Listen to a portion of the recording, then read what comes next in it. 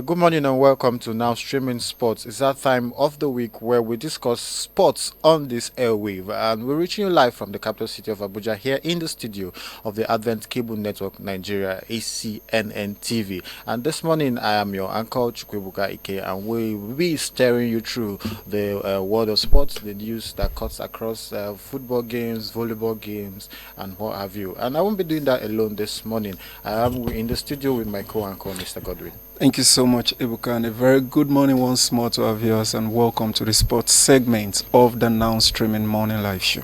All right, thank you. And also here in the studio with us is our regular guest, Mr. Raphael Oja-Okomo. Mr. Raphael Oja-Okomo is a sports commentator and analyst. Good morning and welcome. Good morning. It's good to be here again to talk sports and talk about things that make us happy. All right. I hope you're still happy for Chelsea and for Tottenham and for now the new champions of the world, Paris Saint-Germain. All right, viewers who still join us virtually from Delta State is Comrade Abraham Soko. Comrade Abraham Soko is a sports analyst. Comrade, good morning and welcome to Now Streaming Sports. Yeah, good morning, Mr. Efuka. I'm happy once again to talk sports. Thank you. All right, thank you, comrade, for finding time to join us on this show this morning. Viewers, also we have another virtual guest in the person of Dr. Adesiri Izu. He is a sport lover and a sport analyst. Doctor, thank you for joining us this morning and welcome to the show. Viewers, please remember that we are here and it's a two-way discussion. We're giving you details and we want to have your feedback, your comments, and your intake on these various discussions that we'll be discussing this morning. So feel free to call using the number on your screen right now. Please, we are now in the sports segment, and remember you can call in to share your comments and views. One of the major topics we'll be looking at this morning is who do you think qualifies to win the CAF award and the Ballon d'Or for 2025. So before we continue, let's take a look at the front page of the Punch Sports newspaper. All right, and the story that says on page 6, it's the story is on page 6, and it says impact Osimhen Lookman will be makes Sears most influential footballers list. All right, that's on page 6 of the Punch Sports Extra. All right, so below that we have ICC nominates Nigeria for Women's Cricket Award. And that's on page 2, and page 2 also has Bal or Daudu boast of Hopper's defense rejig. All right, that's on page 2. Also, page 4 has a story on Chelsea confirms the lab signing, and page 5 has the story on Mateta to snub United for Palace stay. And then page 3 we have the story on Inter chief meets Fabregas as Philip Inzaghi moves to Saudi Arabia. Page 4 has a story on Arsenal offloads 17 players. Wow. One amongst the list is Ren Sterling, whose loans stay has elapsed and has gone back to Chelsea. Page 7 has a story on Ajibade sets sight on WAFCON title. And page 6 has a story on Simon Haynes at Nate's exit. And page 7 also has another story on Russia-based Olusegun braces for Eagles thirst. I think he has been called up to represent his nation. Page 6 has a story on Desas reviews Olympiacos interest. And another story on page 6 says he's not cheap. Genk won Arokodare's Sutos. That's on the okay. Page 3 has another story on Juve plot at Tony's swoop, and that's on the Punch Sports Extra. Viewers, remember you can join this conversation. Just call in the number shown on your screen right away now, or send in your comment via our various social media. All right, so let's now start our discussion with a quick review on the just concluded Ogun Gateway Games, the National Sport Festival We kudos to the state government of Ogun State for successfully hosting the 22nd edition of the National Sports Festival, and a whole lot of successes were recorded. Just a few hitches which led to the protests, but thanks to the state governor Abiodu, who went into action and ensured that everything was resolved immediately. So at the end of the 22nd edition of the National Sport Festival, Delta State comes up again as the state with the highest gold, with the highest medal, and is hereby declared the winner of the 2024 Ogun State Gateway Games with whooping sum of 122 golds, 96 silver, and 105 bronze medal. Congratulations to Delta State. Godwin, I didn't say. Congratulations to Godwin. Congratulations to Comrade Soko. And congratulations to whatever you people are doing. Breeze go blow one day. Whatever you people are doing that we don't know, breeze go blow one day. But to comment on that, I think Delta State has something that they are doing that people need to go to that state and find out when it comes to sports. Not just people. Let's not just people. Let's say NFF and Nigerian Olympic Organization. I'm not interested. I'm not interested in it. You see one thing that we need to know. We've discussed it over this issue of flooding. We've discussed it over the issue of the Ministry of Science and Technology and what have you. You still have people who don't know anything about sports, handling sports. Handling sport activities. Because if they know what they are doing, these games will be their pool. These games will be their pool where you pick talent, raw talent. I watched the 4x100 meter hurdles, men, women. I watched the 4x400, both men and women. I watched even the not hurdles, 4x100 meters, 4x400 meters, and then I watched the 4x100 meter hurdles. And I saw this lady run like she was running like Toby Amuson. She left every other person behind, and I'm saying, now we have somebody who can match Amuson's power, at least even in the world stage. But ask yourself, even if the sport minister even knows the person's name, this will be your pool where you go and pick. Now, I'm not looking at even Delta alone. Mind you, there's a team that is represented in this tournament. I can call it a tournament competition rather. That we are pulled from contestants. We are pulled from different states. People who didn't qualify to compete under their states, so they brought them together. I've forgotten the name they call them even in the Olympics. They do that also in the Olympics. They bring them together under one umbrella, and we have some of them who won gold, who won a lot of silver, bronze. Then the question I want to ask yourself: how did they not make it under the states? Except that state is Delta. And you might be shocked to find out that some of the states that they're supposed to represent didn't even come up with any medal. Then you ask yourself, how did you select your athletes to go for this tournament? So a lot of work needs to be done. It's not about wanting to be in a leadership position. Do you have the know-how, what it takes to handle that office? Everybody wants to be, we say it every now and then, in every circle, in every sphere, there's an emilokon. Like, it's my turn. Okay, I've stayed in this office for too long. I think I'm the one that should be leading now. It's not about you're the one that should be leading now. Do you even know what it takes to lead this team from point A to point B? We're talking sports now. What we're going to talk about, I'm very sure, about Fabregas. He had a team that had nothing in their first season, and they finished 10th. White teams that have been playing in the Italian league, some of them have been relegated. So you need somebody who knows their onions, who knows what they are doing to handle this thing. Delta State has been winning these sport games back to back to back. And then you find out that when we go for international competitions, Nigeria barely presents up to 30 or 50 athletes. When countries are churning out up to 100, 200, and it's not about the number of athletes anyways, but for a lot of countries, Australia, USA, United Kingdom, China, Japan, the number of athletes they produce every year for these games. Then when you check on the medals table, you'll be seeing joint medals, both gold, silver, bronze, up to 100 and something. And then Nigeria will not be waiting. Hey, God, I beg, help Toby Amuson. Hey, help S.A. Brumel. Help Favor Filio. And then when the three of them don't win anything, we go again. And then going back, we don't do anything again. No, we wait 2 months to the games. And you start hearing Toby Amuson on the news again. S.A. Brumel on the news, Favor of Philly. These ladies practically do these things for themselves. They work on themselves. Most of these athletes work on themselves. Where is the Ministry of Sports?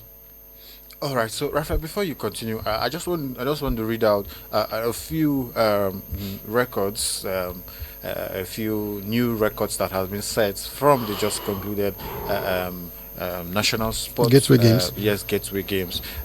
So we have a new sports record was set in the women's 400 meter relay, 400 meters by Patient Okun George of Cross River State. She clocked 51.64 seconds, breaking the previous record of 51.70 seconds set by Ime Abong Ise Uko of Akwa Ibom in 2020. So additionally, Emmanuel Ojeli of River State also achieved a personal best in the men's 400 meters final, and Delta State clinched the overall victory, securing the third spot of the medals with 122. I've earlier said that. So new record in the women's 400 meter by Patient Oko George, and then personal best by Emmanuel Ojeli. Also achieved who achieved the personal best in the 400 meters men's race. This is coupled with other records, but these are just a highlight of major new track records set and they just completed. Those records will go with the Gateway Games. Yes, they will go with the Gateway Games, because at the end of the day, you don't use them for anything. Do you understand me? If you check those records, even those who partake in the Commonwealth Games, in the Olympic Games, and in the Diamond Leagues, this record might even be more than some of them who run in those competitions. But because your country, if a country can forget one of their best athletes to register the athletes for the Olympics as Favor of Philly, what can't they do? If a country can forget that they registered a cyclist without bicycle, what can they not do? It's just pathetic when you have people who just want to be in pole position without having knowledge of what. If I'm in a position and then I'm not my there's this in Abuja here. If you go into the Jabi Lake, Jabi Park rather, if you go to Jabi Park, you'll find what's it called? Is it canoeing? Oh yeah, canoeing. What's it called? Just like you have your other sports, we have rowing. Is it rowing and canoeing? Not ministry. I've forgotten what they call them. It's there. But for every time I go into that place, especially maybe on Saturdays for some workouts, because if you go to the park, you see a lot of people doing workouts. I've not seen any of those canoes in the water. I've not seen any of those canoes in the water. You're going there at the wrong time. That's why you've not seen. Maybe I should go there at night. Maybe I'll find something. But I passed there and I'm like, at least let me see. You see other people playing other sports, maybe volleyball, football, even some people play table tennis. You see a long list of table tennis board and people are playing on the sport. But this one that is for the ministry or under the Ministry of Sports, I think I've only seen somebody there once in that place, but I've not seen, like I said, I've not seen that boat in the water. I think it's rowing, what do they call themselves? Federation. Rowing and canoeing. You know these boats, these very long boats that I've never seen it in the water. It's just arranged there. But every now and then we have people who go into these games and play different sports. But the question you want to ask yourself, where is ours? When we go for Olympics, we don't present. We don't even qualify in the African face, volleyball, handball, and what have you. It is well. Let's hear from Comrade Abraham Soko. Comrade, the Ogun State Gateway Games has just been concluded, and we have states like Delta recording a whooping sum of Go smile now. gold medals. They've clinched 122 gold medals across other medals. And at the end of the Gateway Games, we have a sad incident, an accident that occurred that the delegates, the sports delegates from Kano Kano. State, were involved in a fatal motor accident on their way back to their station, and we lost a couple of them. So let's get your review and your comments concerning the athletes who lost their lives on their way back from Ogun State at the end of the Ogun Gateway Games 2024. Okay, thank you very, very much, Mr. Godwin. I want to start by saying that that is a very, very sad incident. It is something that nobody should pray for. That people who went to participate, athletes who went to participate in a tournament, who suddenly lost their life in such a manner. So it is a really, really sad one for the Kano State government and the Kano Sports Federation. On the overall performance of Delta State in the August National Sports Festival, I'm not surprised because, as I stated last week, for I think 70%, 80% of the time that this game have been organized, Delta State has always come out the winner of this National Sports Festival, and it is not coming as a surprise. So what I would want to say is that I would want to also add my voice to what Mr. Raphael has said, that it's not for us to emerge winners. They need to be a sustainable tool to develop these talents. I find myself agreeing a lot with Mr. Rafiki this morning. I don't know why. So I believe that they have to be that source. Even Dr. Izu made that point last week that it's not enough for us to leave these talents. We have to build them, develop them. As Mr. Rafi rightly said, Amosu is being overwhelmed with the expectations of Nigeria in the auto competition. And he said that there was also a talent in that particular event. So I think that this is a good time for her to have that backing when it comes to hurdles in Nigeria international competitions. Also, I want to add to a point to what he has said. I don't like to criticize governments of the day, but I want to also add my voice to the whole idea of people that do not have that background in a particular area being head of these agencies and these parasisters and these federations. If you come to Delta State, for instance, the chairman of the sports council has always been the governor's brother.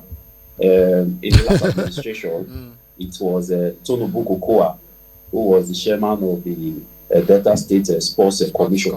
Wow. And when you come to this particular regime, the chairman of the Delta State Sports Commission is no other than Uno Sheriff. So these are individuals the family inheritance with that. Before now, they do not have that background in sports. For Tonobo Kokoa now, he has been able to start building his sport pedigree because from that platform his brother gave him as governor, he has been able to emerge as the president of the Athletic Federation of Nigeria. So I think he has occupied that position for almost 3 years now. And the old debacle that we witnessed with not registering Ophelia in our Paris 2024 Olympics, I think the blame, I think part of the blame should go to him and Solomon Ogba and the likes of them all. So I believe that when it comes to these federations, when it comes to these athletic, both our NFF, our athletic federations, I think they have to really do better. And this nepotism in Delta State Sports Commission, I think it's high time we start calling it out the way it should be. Because sometimes it's good for us to say, okay, this is not right. Thank you very much, Mr. Ebka. All right, thank you, Comrade Abraham Soko. Comrade, I'm just trying to look at the inscription on the seat you're sitting. Is that an Arsenal inscription on the seat? I'm trying to be okay, okay, okay. It's not Arsenal, right? The way I could drag you, the way I could drag you for that chair now. I thought that's why. That's why you are in alignment with all of Raphael's thoughts this morning. All right, so let's move ahead and. A couple of days ago, the second edition of the Unity Games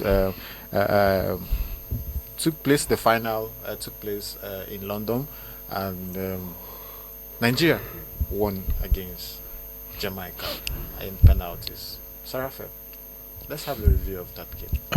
It was a beautiful game to watch, where we saw some new talents. No, I won't say being discovered, because of course they play in club sides, but they've not actually had the opportunity to don the green, white, green. So we saw them in that light. A few negatives and positives here and there. Number one being the right back who plays with Remo Stars. He has played before with the Super Eagles. I think this is his third cap at the final. But if you notice one thing, in that game, the 2 goals that Jamaica scored against Nigeria came from there. And how did they beat him? It was with pace. And I'm sure that Jamaican guy is not even as fast as people like Martinelli, Nico Williams, Mbappe, and the likes. Which means if he sees those kind of human beings, he will even forget that he's a footballer. That's one thing, but he's good with his crosses into the box. But then again, his number one assignment is to do what? To defend. Is to defend. And we also saw somebody who was doing a lot of dirty job in the defense. I think it's Frederick, if I'm not mistaken, that's his name. One of the new lads also, who was, in fact, if not for his interventions, only God knows what Jamaica has done to Nigeria. We also saw Francis Agu also coming in to do a good job. One problem that that a lot of Nigerians noticed, and we spoke extensively about it, was Nwabali's overconfidence and his lack of lack of composure. You a goalkeeper who cannot play. We thought it was somebody that could play, even if you can play with your feet. At least you do it not when the press is on you, and then you see him losing concentration almost every now and then. He doesn't have control over his area ball, and so he keeps putting the defense line into trouble every now and then. And then you find a goalkeeper who, the team comes into second half, 50 minutes, is already playing delay tactics. In 50 something minutes, you catch the ball and you sleep on the floor. Do you understand? For a goalkeeper to be getting yellow card even when the game is still remaining like 30 minutes, it doesn't make any sense. So I think he needs to be spoken to, and I don't blame him. If we had the pool where we have so many good goalkeepers, someone like him should not even be in the national team. Don't you think Maduka Okoye should get Maduka Okoye is getting a nod. He's getting a nod, I think, tomorrow against Russia. Okay. And we also, he's also very shaky. But if you had asked me when we played against Ghana, the Ghanaian team fielded a home-based goalkeeper, who did very well. By the 2 goals that Nigeria scored. Now we have Amas Obasogi on the bench. This is a friendly match. Yes, we know it's a Unity Cup, a friendly match. Play him, try him out, because if these people know that number 1 shirt is not automatic, I think he will sit up and do well. We saw him do well in the African Cup of Nations, but nobody, even the penalty shootout, we know in Nwabali he would have at least touched one, but he was nowhere to be found. Do you understand me? That's to tell you that he thinks he has arrived and thus he doesn't need to do any work again. And then in the up front, we saw this Desas. Yes, he didn't score, but he gave an assist. But then I see that on the teams that are going to play Russia, is not part of the team. So, and he has come out to cry that every time Nigeria calls him to play, they play him in non-competitive competitions. When it comes to a competitive competition, they're thrown out, and then you begin to check those that are playing against him. Now we find out Boniface is on that list. What did Boniface play during the last half of the season that you're picking him over somebody who was the top scorer in Scotland for Rangers? So it doesn't make any sense at all. And then we also saw some infusion in the game players like Tolu Arokodare that came in and then also added some flair to the game also. So it was a good win. And you know what winning does to people? It boosts your morale, and helps you feel that, yes, I can do this at any point in time. And it's been a while Nigeria won anything. So even if it's plastic cup, we celebrate it. All right, Comrade Abraham Suku, are you part of those who celebrate plastic cup? Or is it just the Ghana people that has to celebrate plastic cup? Let him speak and I'll remind him. I think any cup is worth celebrating at this point in time. Okay. So open charity sheet. So so I would want to say that on the cup, I think it's a good one. Some of our local talents were able to showcase themselves, and I'm glad that we were able to emerge the winners of this particular cup. On the same day that match was played, Nigeria also had a match against the same opponent where John Utaka and Bartholomew Obeche, 21 years before then, they actually won that particular match also. So my review from this particular Union Cup is a very, very good one. But as Mr. Raphael also said, I think we are having selection problem in this particular thing. I think DESA should be given more opportunities to actually showcase himself. We have a competitive friendly against Russia. Yeah, sidelining him, he's not even on the bench. I understand that you need a wide array of players because this friendly gives you the opportunity to test a large array of players. But such omission tends to actually kill the confidence of players that have that momentum, that are actually doing well. Even if it's not going to start, give him a game time. So I believe that when it comes to selection problem, I think our Richel is not actually performing very, very well in that aspect. As for Ahmed Musa, I think he has finally found his niche. He got married recently, and I think he should continue to just celebrate and retire. He has nothing with football at this point in time. I've always criticized Eyenashaw's inclusion in the Super Eagles team, and it's basically based on his form, his club form, and it was also really, really good that he was able to convert his sport kit to actually make us clinch this Unity Cup. So generally, it's a good one for the Super Eagles, and I believe that we should actually build on that, because after all is said and done, they actually were able to overcome some really, really competitive teams. It's not easy for you. Let's put the results, the matches in perspective. They played against Ghana, whether home base or whatever. For you to win a Ghanaian team, it is not easy. It's not an easy feat.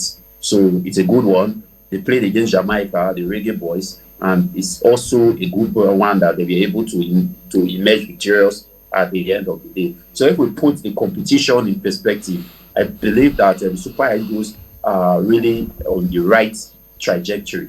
We should just continue to develop this momentum into our World Cup qualifiers that we have, because that is the most competitive, the do or die fixture that we have right now when it comes to the Super Eagles matches right now. Thank you very much, Mr. Ebuka. All right. Thank you so much, Comrade Soko, for that very interesting analysis there. But I noticed you were trying to play safe with your comment, especially as touching to those that has to do with Mr. Raf here in the studio. So I will still be sticking to you, Comrade Soko, and I just need your review, or do I say analysis, as regards some of the matches that have been played so far, especially the UEFA Champions League final review. But before you give answers to that, I would also want you to have a look, or give us your understanding as regards the new home advantage, rule advantage change that was just brought in. What does this say for next season? And just this both, just look at it and give me your analysis on both ends. Okay, thank you very, very much, Mr. Godwin. I'm going to start with your last question, talking about the new format Champions League format that UEFA are trying to introduce into the game. I don't know if I get it wrong. Please correct me. Okay. So what they are actually trying to say is that the teams that finish in the top 8, when it comes to the knockout stages, they are going to have the option of, I think, actually playing at home Okay. first, because the argument is that some of the things like PSG, they add that advantage of playing at home, away in their first fixture. For instance, Arsenal, I think Arsenal finished above PSG, and they have that home advantage. They actually ought to play away in that knockout stages. So what the UEFA is proposing is that teams that have that top finish in the group stage should have the advantage of playing at home first. I think, am I correct, Mr. Godwin? Yes, you are. Okay, so personally, I feel that these things are not necessary. When it comes to the knockout stages, you just have to put in your best. When you look at a team like Arsenal, Arsenal was able to defeat Real Madrid at home and away. They won at home and away. Teams like PSG, they won away. They won Arsenal at home, and they won in their own home. So I believe that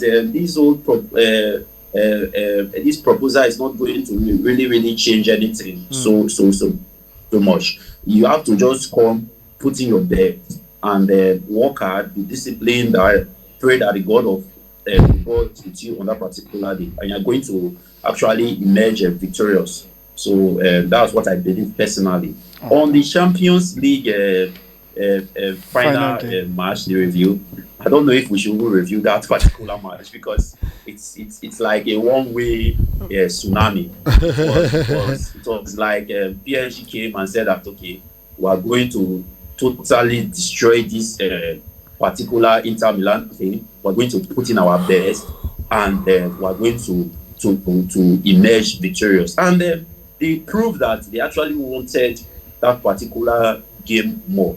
And what I feel, I'm not trying to make an excuse for Inter Milan. I feel that fatigue played a role in that Inter Milan thing. They actually dispersed most of their energy in their match against Barcelona. The two features, I think that those two features recorded almost 13 goals. So it's like they were deflated. There was nothing left for them to give when it came to the final. So in the final, PSG was like, okay, this team will die today. So they were really ready. You saw the likes of Vitinha. It was always running. Neves, they were always on the ball. It was always, look at one of the goals. He started the move. He collected the ball. He ran almost the length of the field. He passed to Dembele. Dembele returned the pass. He continued running, and he passed to Doe, who finished very, very well. So it was a really, really spectacular performance for PSG, and the result actually reflected who really wanted that game more. So it was spectacular for PSG, and I want to really say big congratulations to them. What I would not want to agree with is that a lot of people are saying that that particular match was boring. It was not boring. The team was actually playing good football. They were giving flair. They were scoring goals. What more as a football fan do you really want? It's for us to actually enjoy good football, and PSG really entertained us, and they gave us a very, very good final. Unfortunately, to the detriment of Inter Milan, but in my opinion, it was a good final. It was a perfect final, and the best team won. Thank you very much, Mr. Godwin. All right, thank you, Comrade Soko, for that review. Mr. Raf, I think we would be coming to you. The first goal came as early as 12 minutes into that game. And looking at the stats here, we're having roughly 23 shots on target as against 8 coming from the Inter Milan side. So what is your take on all of this? In summary, that game just displayed sheer wickedness. It's just wickedness, because PSG, they don't have human feelings. And I think that's the highest scoring final, Champions League final. Exactly. Yeah, still date. That's the highest. And mind you, that game should have ended more than that number you're seeing. And it just what I think what happened, apart from fatigue, like Comrade Soko said, the Inter Milan team were playing against young men, fresh blood and energy. Because if you notice, it was after first half, I think in second half thereabouts, Inter Milan lost almost all their midfielders. From Çalhanoğlu, even Mkhitaryan was burnt out. There was this other black guy that was, because the guy got, he had muscle strain, he had to leave. About 3 of them had to leave the field. Dumfries, who always overlap to do all the damage, had nowhere to go because Vitinha was in the middle running up and down. And every time you leave, Dumfries leave because at a point we didn't see him overlapping to do all those damages. You know why he could not move? There was a certain player called Varashila behind him every time, and he also scored on that day. It was a final of how I put it now. I wouldn't want to say fatigue. It was a final of who wants it the more, like Comrade Soko said, and you could see it. At some point, I was even saying Inter Milan even score one. Let's have one goal. They know what they call consolation goal. At least score one so that this whole thing.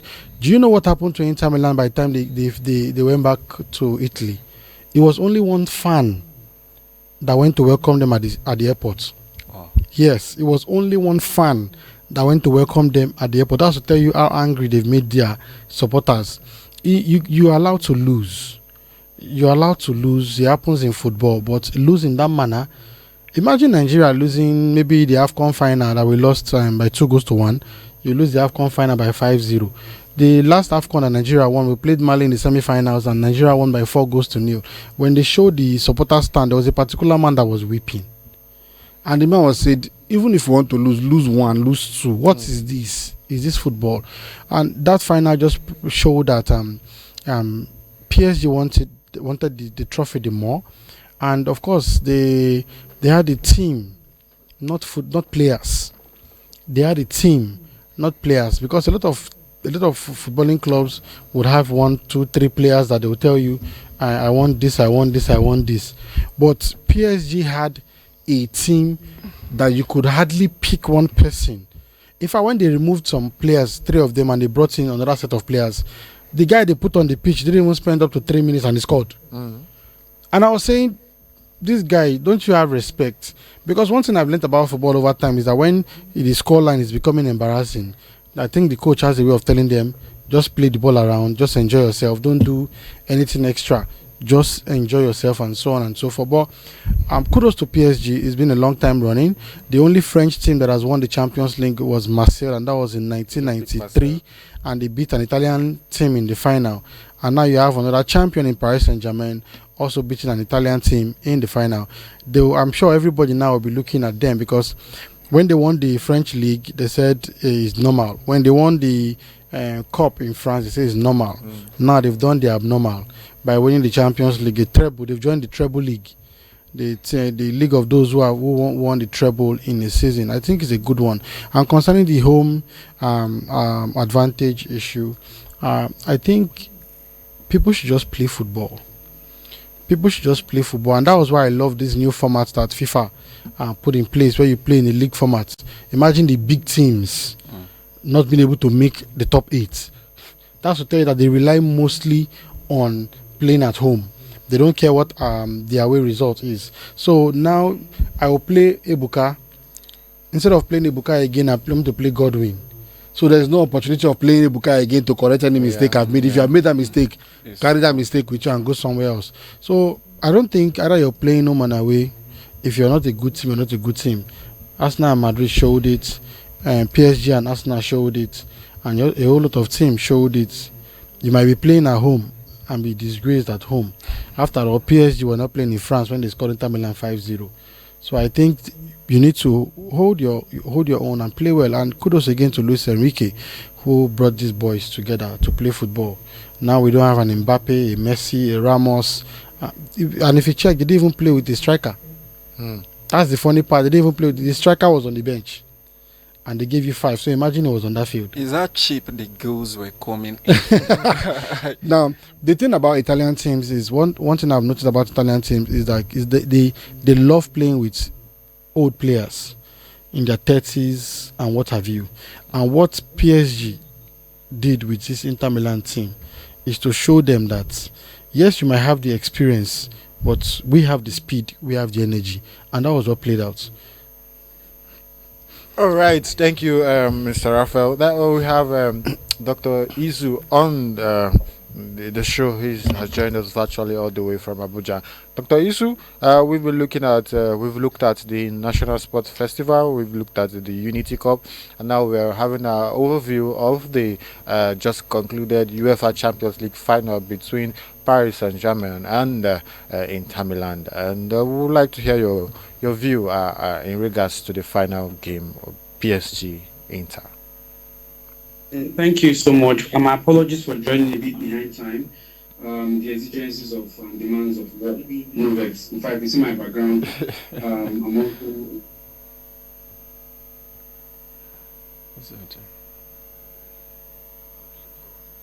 We're going to Nigeria for Unity Cup. This is the second edition, and Nigeria won the first one too. I think that was number 2 or 1 and 3 of thereabouts. So maybe it's concerned naming the Nigerian Cup because now we always win. But that said, let us also look at the trend, which I have always said. As a doctor, I always look at trends. In this game now, we're winning Ghana 2-0 in this one I was just finished. And then Ghana scored 1. And we entered Inshallah game, praying and panicking. We got to the final and we still couldn't even beat Jamaica. So if we are still struggling to beat the likes of Ghana, who also didn't play with their star players, then Jamaica, then that means if we play the bigger fish, there will be more trouble. So while I congratulate Nigeria, we should not rest on our oars. We have not arrived. I also acknowledge that we didn't play with our strongest squad. Osimhen didn't play. Lukman didn't play. And some of our other Ahmed Musa did not play. I must congratulate us for that. Now, for this of the Champions League final, if you can hear me. Yeah, we're hearing There are you. multiple. Can you hear me, sir? Yeah, we can hear you. Please go ahead. Yes, for the Champions League final, which is the main thing now, the main reason the Inter Milan lost that final is you people there, is ACNNTV. I told you last week that somebody wore the JC this one is zero. To wear Inter Milan just and he's an Arsenal fan. So I want to beg you people, the Club World Cup final that is coming, where Real Madrid gets to the final. If that man I'm going to buy that jersey. or anything white, not good, anything white, if you allow me to enter this that is the primary reason Inter they already jinxed, they already given the Arsenal back even before the start of the final. Oh my God. That was on the light hand. On a more serious note, virtually what everybody has said is on point. There was the issue of fatigue. Don't forget that Inter played the semi-final with Barcelona. That was a roller coaster that got to extra time. They had also just lost the Italian league just 3 days prior, or the week prior to Napoli. So let's not forget physical fatigue and emotional and mental fatigue too. That is a factor. Plus the fact that they play with their age, old players and the rest. But what we also need to look at is they were out-taught. Go back and watch that final. You will see that most of PSG's attacks came through a certain route because they identified this player, the left back, as a weak link, the Inter Milan left side, as a weak link, and they made sure they peppered it. And it's something that the Inter coach did not do. He didn't respond. Everything he was doing was predictable. It was predictable. He was always on the defensive.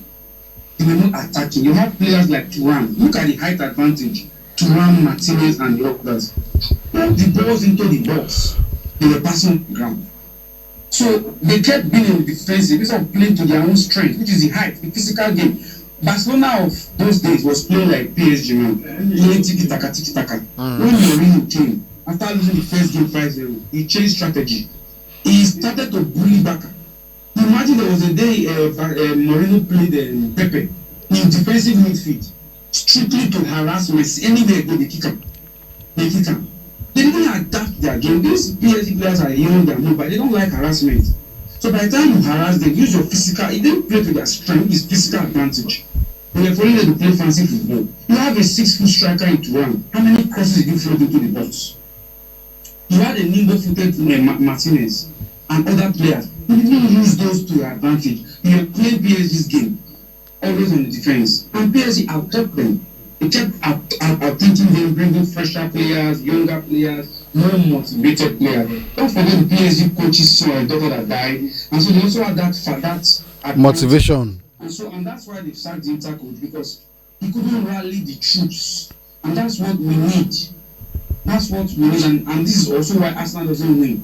They can't overcome that mental block. No vex. That I must congratulate PSG, and I'm happy they won it, especially without Mbappe. That thing sweets me. Yeah. And we need to retain it as a team sport. Yes, there are individual prizes, people, best player, but let's not forget the essence of football being primarily a team sport. I'm always happy when the team triumphs over an individual. So the issue of the home advantage, UEFA is being hypocritical. Yes, they want to give no regard to those who finish higher in the league. I agree. But this same UEFA abolished the away goals rule, because they said nowadays there is no much advantage again playing home or away.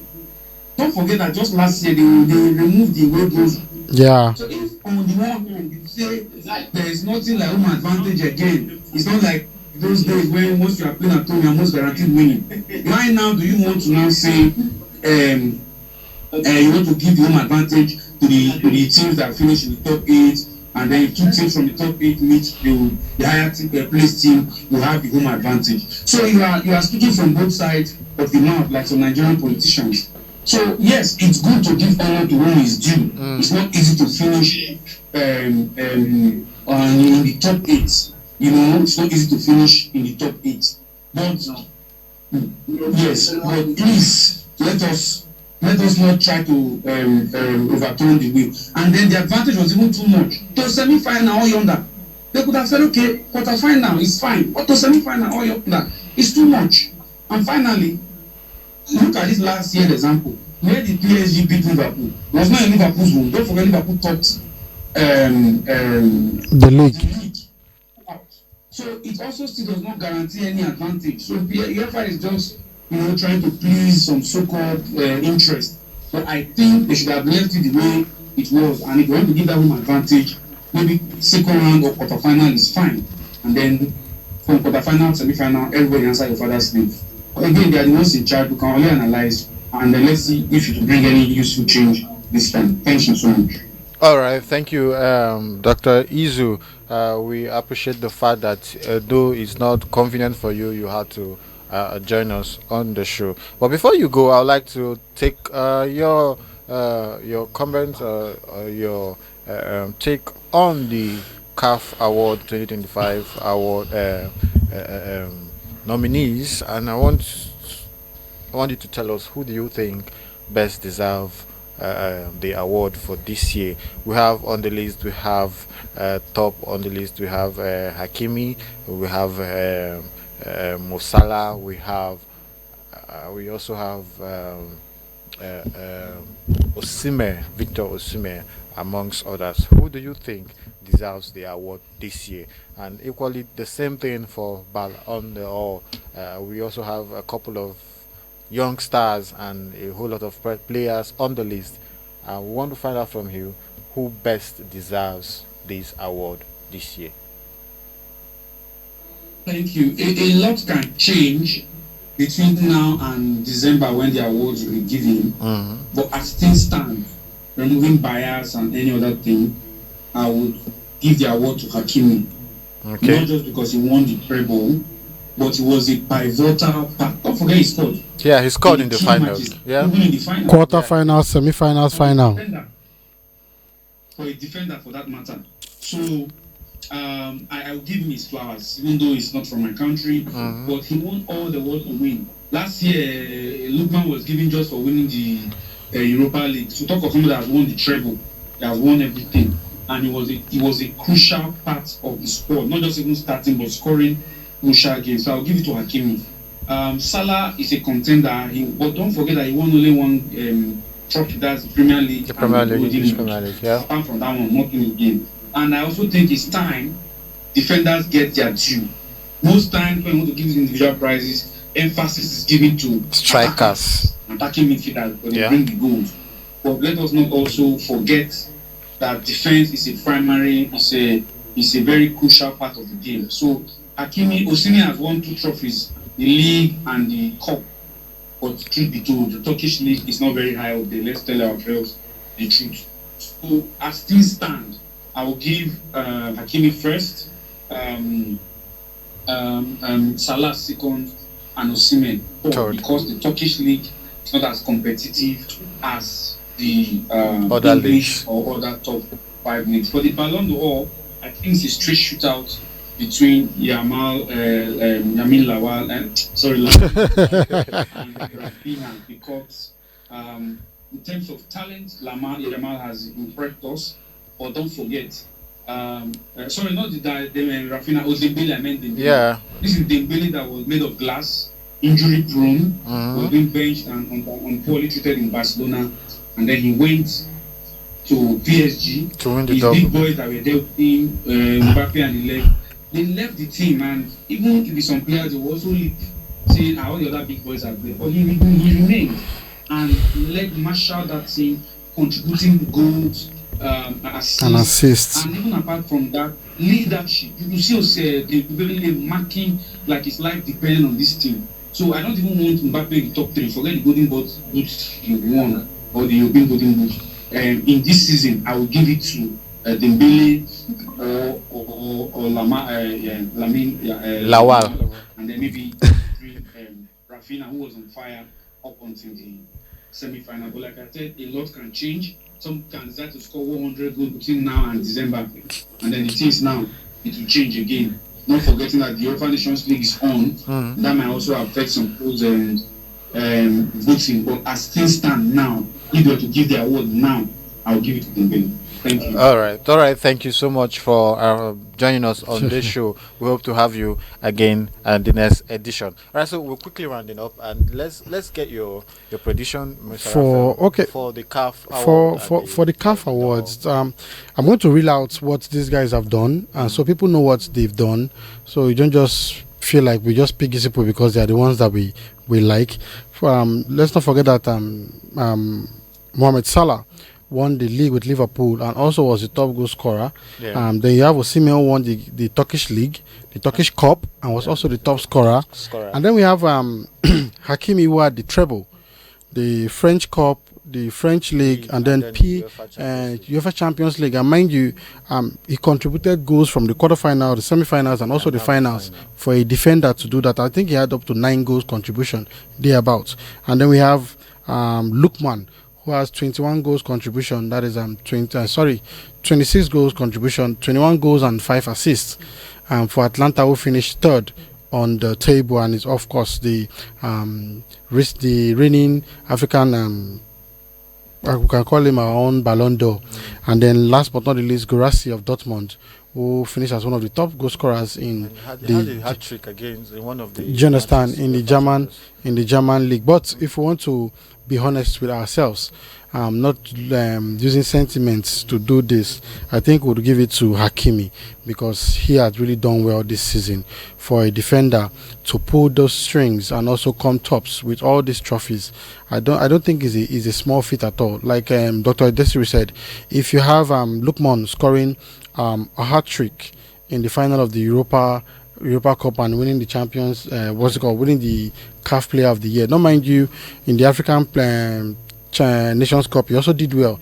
So like he rightfully says, there are some other tournaments that are coming in that might play a major factor. Do you understand me? Even the Nations Cup also play a major factor, because I think the award comes next year, early next year if I'm not mistaken. And then last but not the least, the Ballon d'Or. The Ballon d'Or is just between 2 persons, if you ask me. Yamin Lamar, before I call him Lawal, because Dr. Desiree has christened him. Yamal, and then Dembele. Of course it's Dembele for me, because he has given it his all. Mind you, this is the same person also who just won the treble. You understand me? Just won the treble, not just winning it, but giving his all in a team where, apart from Marquinhos that was in the team, I think he's the most senior player in the team. That had young players all around him, and there are some places you find yourself that automatically leadership will just come into play. And we're not talking about leadership where you insist that everybody pass the ball to you. We're talking about even when you're not scoring, you're contributing, you are doing one thing or the other to make sure that everything gets to the team. Even in the final, I don't think he scored in the final, but check his work rate in the final. You'll see him everywhere on the field in the final. So I think they should not try what they tried with Lewandowski in 2020 with Dembele, because he deserves this one. Maybe hopefully Yamal can try for next year. And like Dr. Desiree said, you still have a lot of games coming up that will decide. Spain is playing France today. That's one thing I want to ask. Do you think this will be a decisive game? No, it can never be. It can never be. Who wins the It can never be. Just one game. Spain will have Yamal there, and France will have Dembele. And mind you, the French team will have a good number of the PSG players on their side. Yeah. One PSG player, two of them rather, made the difference in Portugal's game yesterday when Vitinha came into the game. And talking about Portugal, Germany, we see the likes of 40-year-old CR7 still banging in goals. A lot of people just keep writing the guy off, and he just keeps doing what he loves doing best, scoring goals. See, one thing you must learn to do in this life is let people talk. Just do you and be you every now and then. Before the second half, a lot of people started. He had not even done anything, and people were criticizing him. Is he supposed to be in the team? Is he the one derailing them? What has he done? Somebody's playing as in on the spot, and then you are already calling him. Now he has scored the goal. He helped them to win that match, but nobody's talking about it. Yeah, that's why they say bad news they always fly fast. All right. Good news now, nobody want to talk about them. So I give it to Dembele. Thank you so much, Mr. Raphael. Congratulations to Portugal yesterday for defeating the Germans and that's bringing them to the UEFA Nations League final for the second time. All right, so Comrade Abraham Soko, we are now at your doorstep and we want to find out CAF Award and Ballon d'Or. To who does it go to? To be honest, I can't analyze more than my two colleagues have done. They have given the very stellar analysis, and my thoughts are completely aligning with theirs. Because when you come to, let me start with the Ballon d'Or. There is no tournament that is on par with Champions League. And look at the performance of Moussa Dembele in the Champions League. In both Moussa Dembele and Lamine Yamal are the contenders. They are attackers, both of them. And then Ousmane Dembele actually has scored in the competition. When you look at the individual performances, even in the final, you saw his contribution. He was all over the pitch. Even if he did not score, he was creating assists, he was attacking, he was always running. And we also need to understand that he was not even 100%.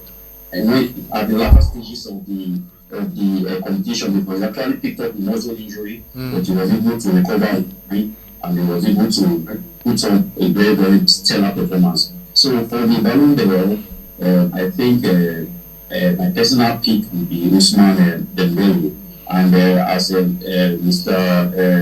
Raphael rightly said, this evening is another opportunity for us to see both of them compete. I don't feel that Ousmane Dembele is going to actually start because of fatigue, because of other reasons. The coach might want to rest him and all that. But I believe as the match goes on, we are going to see him take the pitch. So it's really a good opportunity for us to see them again. And I just feel that Lamine Yamal should wait for his time. Actually come. And the time is not just now. It's still very, very young. So I believe that he should not take shortcuts. So he's going to get his time. That's not to say that he did not do very well. I think it was stellar in his Champions League games that we had, especially the game in the semi-final game. So he has been really, really good, and he has been able to help the Barcelona team to their league trophy and their cup trophy. So it's a very good one for Lamine Yamal, but I give the Ballon d'Or to Ousmane Dembele. On the African Cup Awards, I think that is actually tighter because of the performances of the contenders, the three major contenders.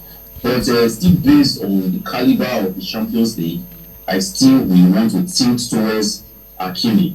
And I'm tilting towards Hakimi with so much bias because I'm not happy with what the Moroccan contingent did when Ademola won, and then the stage walked out. When the stage walked out, look at now. Just imagine Nigeria staging the walkout if he emerges the winner. So sometimes sportsmen need to show sportsmanship.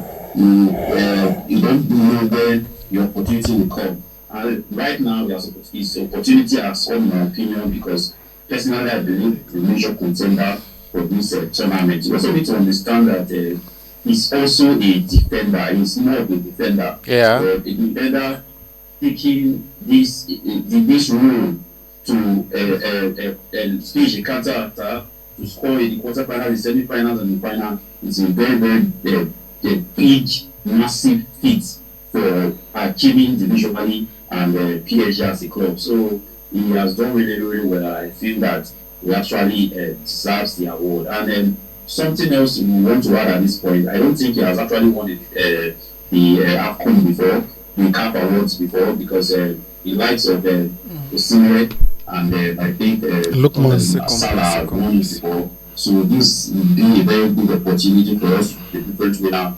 coupled with his performances in the Champions League. So it's a good one generally. I'm tipping him to actually win the CAF Awards. Thank you very much, Mr. Eka. All right, thank you, Comrade Abraham Soko, for joining us on the show, and thank you for your predictions. All right, so let me now take my co-anchor, between Raphael and Comrade Soko and Dr. Izu. Okay. Who should win the ACNN? Okay. I'm going to make. Let me take that as your last word. I'm going to make my judgment this way, and I'll align my thoughts with what they have said. When you talk of Hakimi, 2023, Hakimi was like the runner-up when Victor Osimhen emerged.